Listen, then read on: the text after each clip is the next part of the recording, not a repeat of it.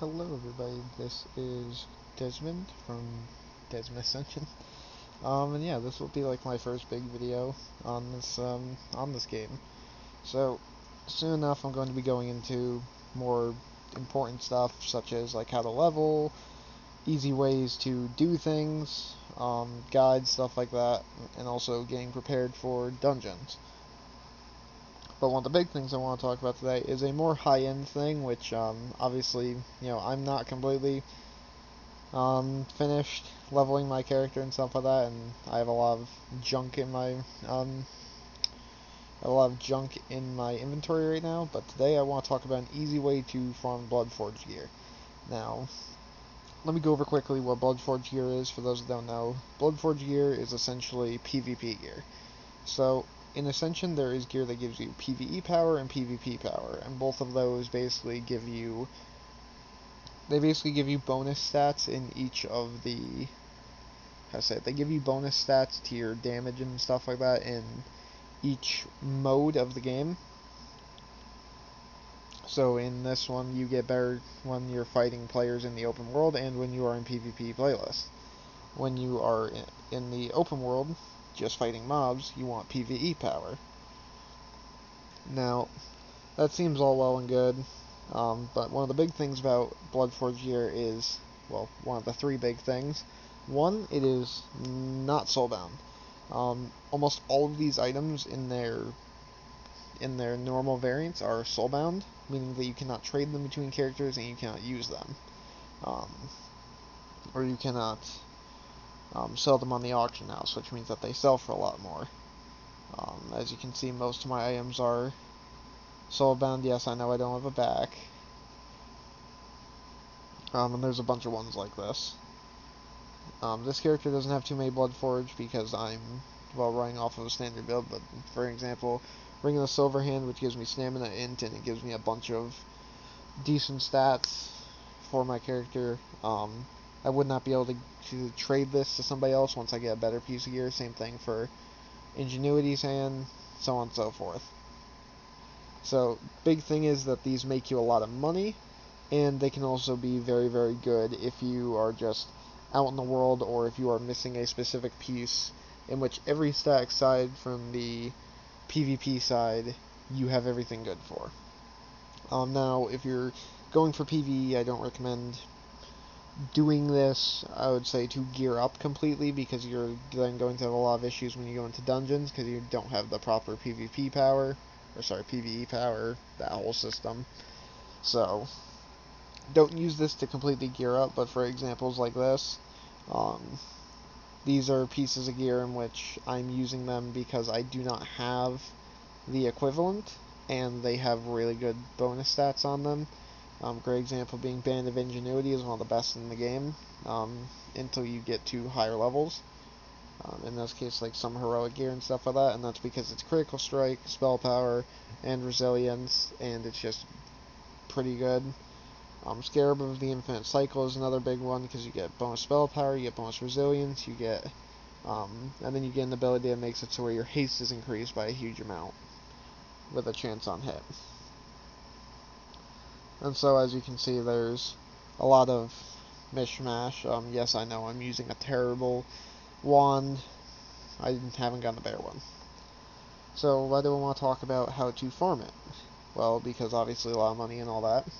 So, let's get right into the method because I'm sure I'm done talking long enough. So, the method is pretty simple. First, you want to get to 70, and then you want to get some decent, halfway decent, gear. You want to be at least heroic of, basically, as long as you can do heroics decently and get at least 1.5, or yeah, you can get at least 1.4k DPS, you should be fine. Obviously you can do it lower, but that's just what I think is the best point. And you're going to want to make sure you are in high risk mode. Now you'll choose to do this in when you turn level 20, but you can also go back to a city, talk to the risk changer, or whatever how her name is, and then you can, or his or her or whatever, and they will give you this. And essentially what this does is that you can die in PvP and lose items, which does suck, but you get a simple thing, which is countless senseless killings will have you trouble with the law. Where is it? Well, it doesn't tell you in here, but essentially all gear you get has a or every mob you kill that can drop gear has a chance to drop a blue or higher Bloodforged piece of gear. Meaning that if you want to essentially gear up a character for PvP, you go in the high risk, but if you were going like PvE, then, well, that doesn't seem that great. That's until you figure out that you can make a lot of money with it, and obviously, gear up stuff that you gear up certain items that you need, but you cannot obtain the original version of. A good example, this is on my healer, which has Shockwave Tretchen, I believe the name is. And that is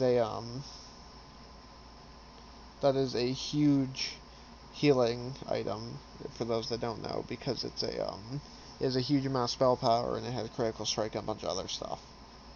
So, as you can see, I'm kind of patrolling around this area. I'm not going down below. If I can't find it, I'll just go to the other area where I'm going to farm.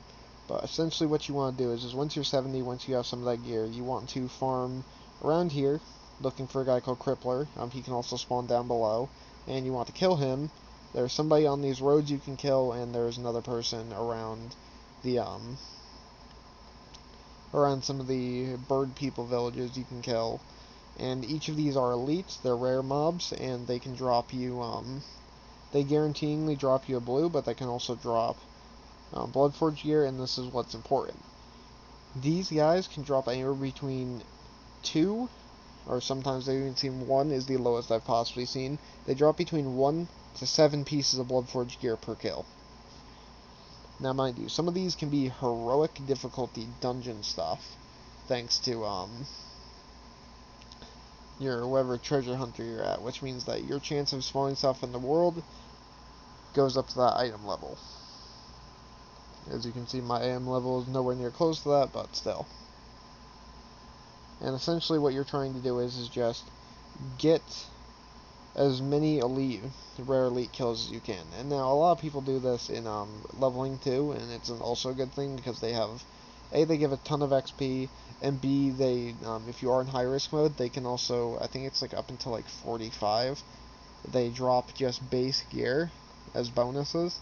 So it's not even like PvP gear, it's literally just any piece of gear for PvE and PvP, and then you'll obviously get other stuff down the line. Now, where I'm going now is to Nagrand. This is the other big one. Essentially what you want to do is you want to start in Terokkar, go through Terokkar, basically combing your way down, end off in the arena, then you want to come to Nagrand. Now, on average, sometimes this is a little bit slow, if you don't have this buff up to 5. Even 3 works better, because 1 just kind of sucks. And then you'll find Goretooth. So he can spawn here, he can also spawn in another area. Right now I'm just going to buff up. But essentially what you want to do is you just want to kill these guys, and I'll show you how much gear these guys can drop in a second. I just gotta get all ready for my thing. I gotta run up to him, hit him once, and then Hellfire, because this is my build. I'm playing a Hellfire build. He's going to die, and then I have I have full loot on, and I'll just show you. So, 2 normal pieces of gear, right? Frost Tome, whatever. Would you look at that? 4 pieces of gear that I don't even have space for, and one of those is a Siam. Now the other cool thing is that some of these are really good, like Leg Plates of the Righteous. This is a big one because you get the Consecrate buff, and this is really good for PvP. I can also get the Tomes, which just give me a bunch of bonus stuff, and you can also get a ton of REs from this. Now, most of these aren't worth equipping. I think this one is pretty decent. Obviously, I got another one of these. But mainly you do this, A, to farm, you do this to farm your easy gear, basically just like anything you need to replace, and you also need to do this to make a lot of money. Now, if I get lucky, during this run, we can also see another big guy. Right now I'm just deleting a bunch of grays I was going to sell earlier, because honestly farming grays is not as good as this.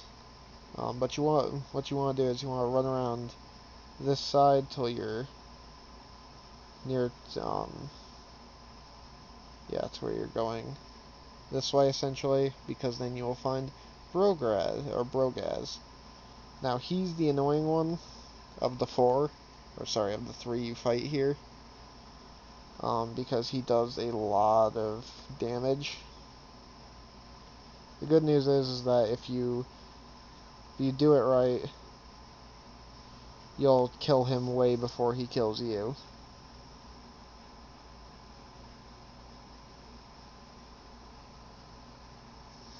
As you can see here, I'm just hitting him with as much as I can. And then you're gonna wanna check what he's got. Would you look at that, another 3 items. We now have a hunter one. Let's see, what else did we get? We got this, which is a decent rogue piece. Oblivion, so let's see, so we have the trap and the pet one. Or no, this is the warlock one. Then we have a relic, which this is actually a really good relic, because what this does is that increases spell power on the periodic portion of your life balloon by 47, and it has a socket. So there you go, look at that.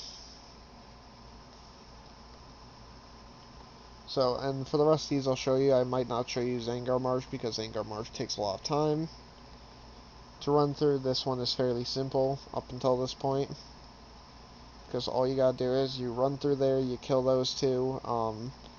If you can't find Goretooth, he's up here sometimes. He can also spawn right here, but generally he's here or here. And now we are running over here because there is a final boss for this area that spawns right there. Gaz can also spawn in other areas too. He can spawn way over here in some places, but generally he spawns here. So that's all you do, is you just run through these areas and you just nuke the guys down, and you farm. And I mean, I started this in what? I got 1, 2, 3, 4, 5, 6, 7, 8, 9 blues. I got 9 blues, and that's not including the fact that these guys can drop purples. Purples are very rare to drop from them, but I have seen it happen before. And that's really mostly it. Now we just go around here seeing if one of the void dudes spawns. And the good thing about this one is that unlike all the other spawns in this area, he can only spawn in this he can only spawn around the circle path around it, so there's only so much area he can be in. As for most other guys, you have to literally run around the entire map to find him in some cases, because that's how they spawn. But who knows, hopefully he is up. Generally he can be found around here. Obviously he can be found around the whole ring, but that's just the most common one is near here, because there's a ton of them. There he is. Void Hunter Yar. What we're going to do is we're going to wait for him to get out of the way a little bit.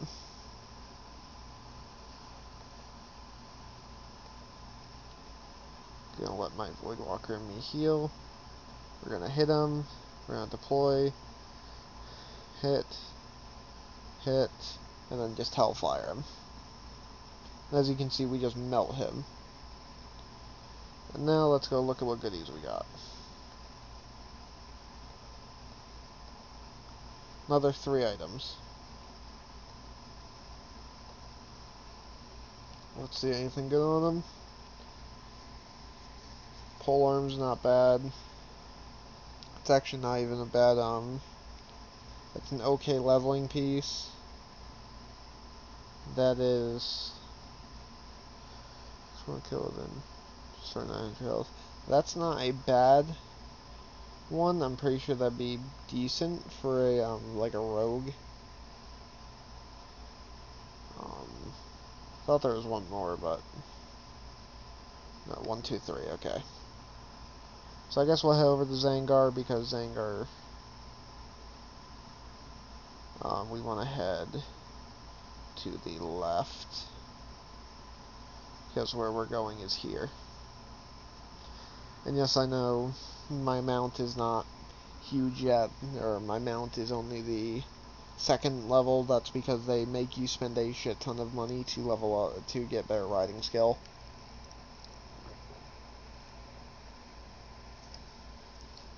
And I mean even more than your usual, WoW. But that don't matter, we're just gonna run through here. I'm pretty sure I won't get killed here. I'm pretty sure this is ethereal, so...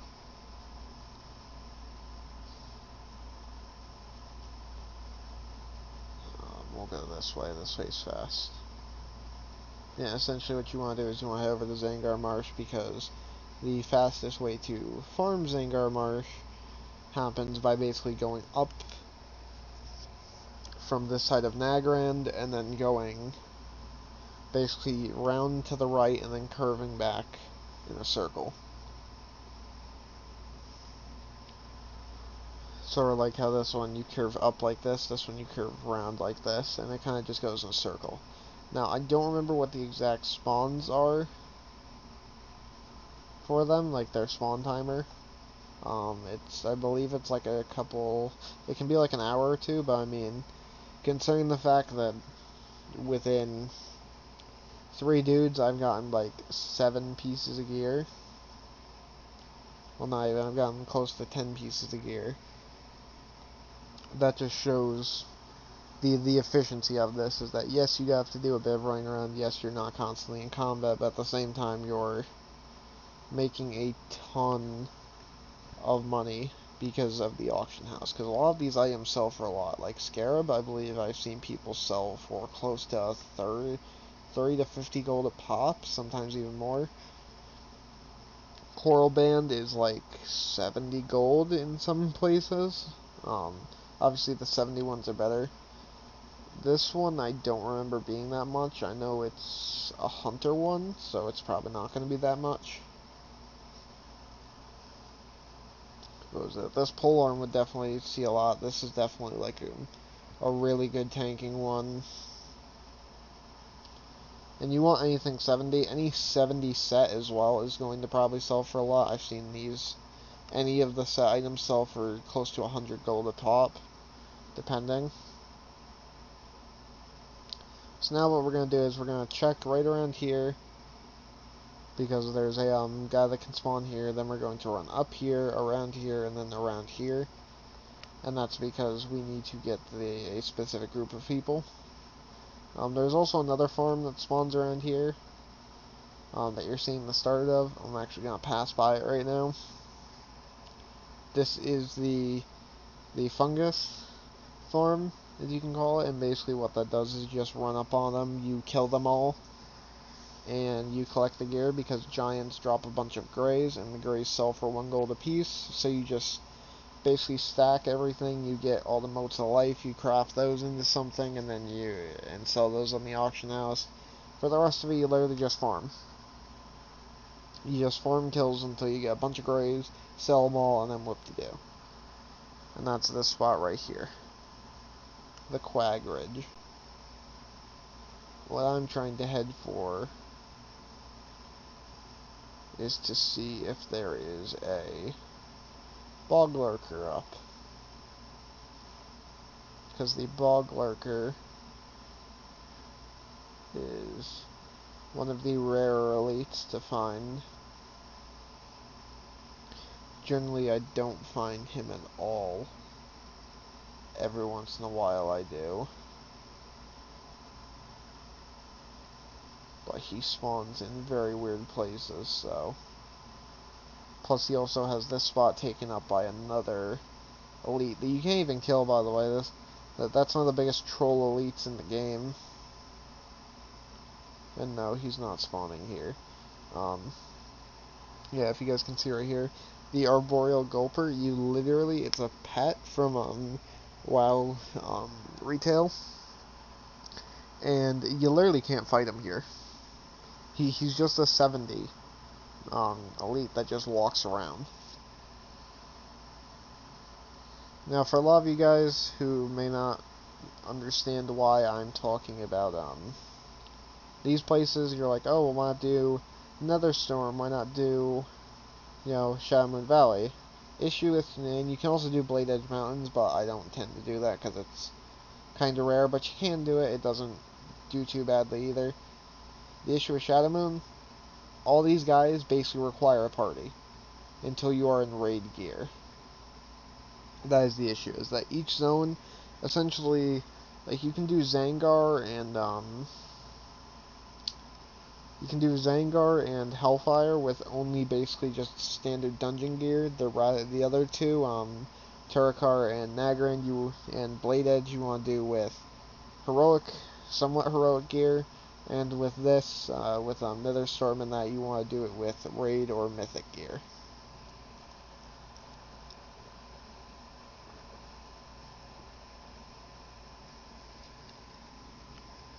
What we're looking for here is a Strider. Sometimes it doesn't spawn here. It has other areas where it can spawn, which we will pass on the way there. Because the other spot it spawns a lot is right here along the Dead Mire. It can also spawn down here somewhere, but right now we're going this way because we need to go to the Bloodscale grounds, because there is an elite that spawns here. I believe it's the Coilfang. Yeah, the Coilfang Emissary. And she's only 63. All the guys in here are 63, which makes them super easy to use, or super easy to kill. Generally, she spawns in the back area. Not over here. Generally, over here, there's like an almost temple-looking thing.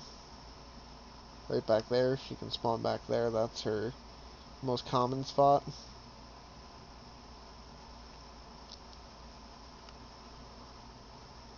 Looks like she didn't, so she's going to be in another area.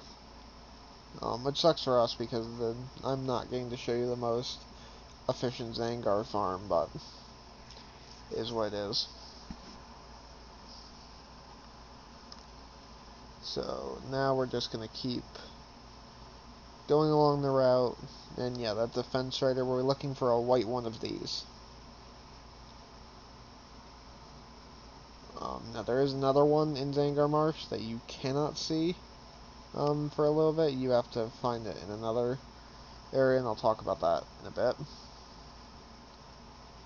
But yeah, so now we just follow along here. This is the Dead Marsh, by the way, or the Dead Mire. Yeah, you basically want to follow this little waterway, and sometimes they'll spawn. Obviously, there's normal Fen Striders here, which means it probably hasn't, but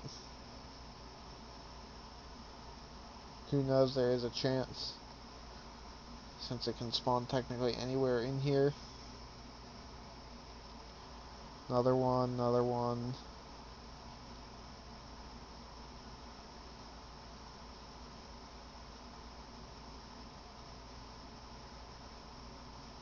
Yeah. Looks like we didn't get it here either. Which sucks, but whatever. That just means we have to head down, because now we have to hit, not Dark Crest, you want to head to the lagoon, if they are not there. the lagoon is the second best spot in the whole area. And the good thing is it's also kind of easy to get to. I really wish they had like a elite Hydra as well. I know they have one in the dungeon. They also have an elite Fen Strider in the dungeon, but it's like, I don't know, I thought it was cooler. It would have been cooler for them to have like like at least one elite Hydra instead of it being, because it's a Naga, a Naga, a Fen Strider, and a just big old frickin' bog lurker, which, for those that don't know, it's like the swamp elemental, or whatever the hell they're called. Yeah, so let's head over here.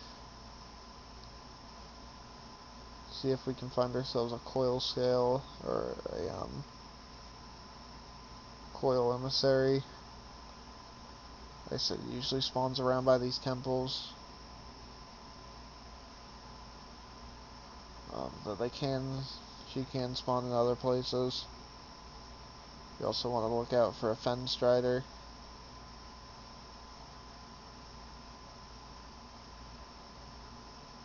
So not here.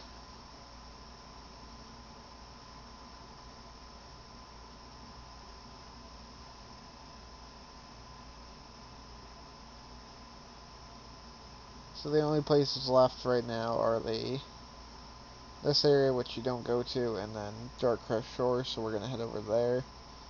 There's also a big Fen Strider that spawns over there that's elite, but that elite doesn't normally drop gear.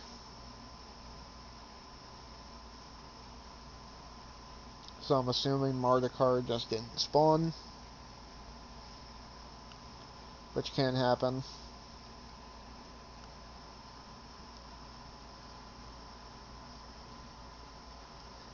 Then yeah, if you get caught by those water elementals, just walk past them.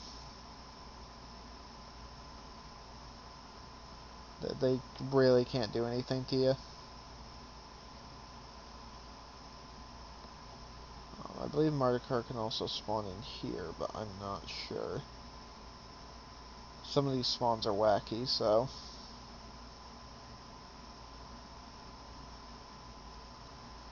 Okay, I'm not seeing a Coil Fang.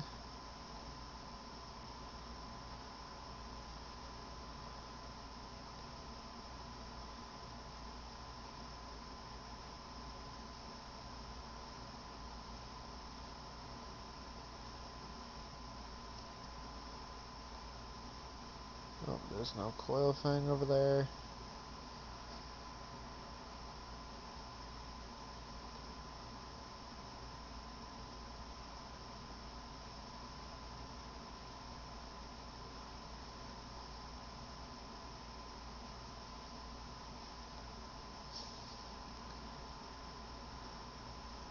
If they both aren't spawned in, then that's no big deal. I just wanted to show you guys the route. Just does kind of suck a little bit not seeing them.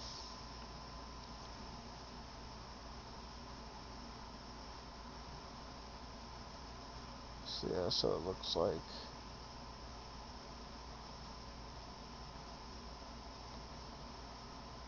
there's no them two here today, which is fine. This does happen. Just warning you right now, this does happen more often than you think. Is what it is. Yeah, and that's just a quick farm for you guys to try out on your server. Don't do it on Area 52, please, because that's what my server is. But yeah, that's just a brief overview on how to do it.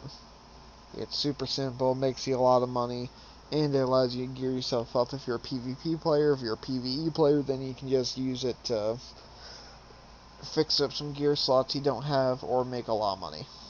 That being said, this is Desmond, and I will be signing off.